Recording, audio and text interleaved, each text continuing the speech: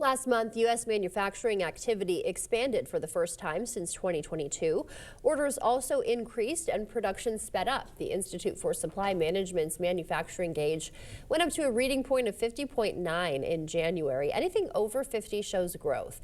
Meanwhile, new orders were higher for a fifth straight month. The data was collected before President Trump announced 25% tariffs on imports from Canada and Mexico, which risk disrupting supply chains for U.S. producers.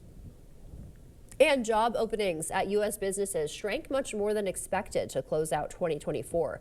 The Bureau of Labor Statistics reports the number of available jobs sank from 8.16 million in November to about 7.6 million in December. Some of the biggest drop-offs in openings were at small businesses and white-collar roles. Most of the slowdown came from a pullback in hiring since layoffs continue to remain low. Some low-income parents are left scrambling for childcare after President Trump's Head Start funding freeze. 40 programs across 20 states remain cut off from federal dollars. At least 2 locations have had to close. Others are able to stay open through local funding or loans. The National Head Start Association says the freeze affects services for children from birth to age 5. It is the avian flu that is driving up the cost of eggs, and now the U.S. is facing a trade war with China that could raise the price of a lot of other products, too. Nancy Chen has more on the rising price of groceries. Each trip to the store is getting harder for Melissa Robinson. I can't afford to, eat a healthy diet for my kids and for myself.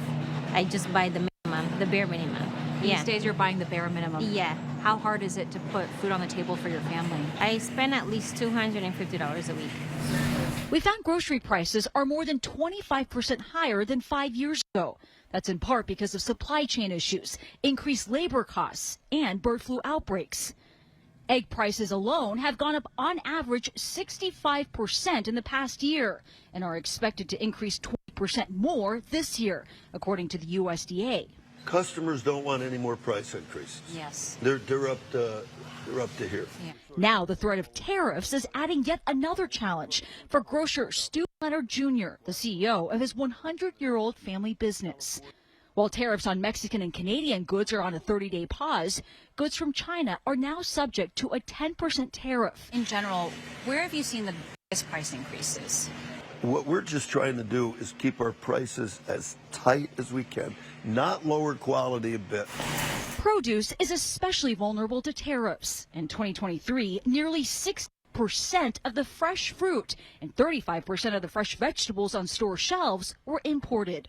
How do you even operate when there's so much volatility? I mean, it's very difficult, but we all have to eat. Are you stockpiling things? How are you planning ahead? Can't really stockpile, right, because they're perishables. I always say we're not selling wine. It doesn't get better with age. Anthony Serafino imports and distributes produce from Latin America. Goods are more expensive, and they will be passed along to the consumer. So we're just preparing our clientele to make them aware. Any price increase is a challenge for families already on a tight budget. We just have to do what we can do, but it's pretty much the bare minimum. We asked both Leonard and Serafino about what would be hit hardest if there are tariffs on Mexican goods. Both pointed to avocados because we import 90% of this country's supply.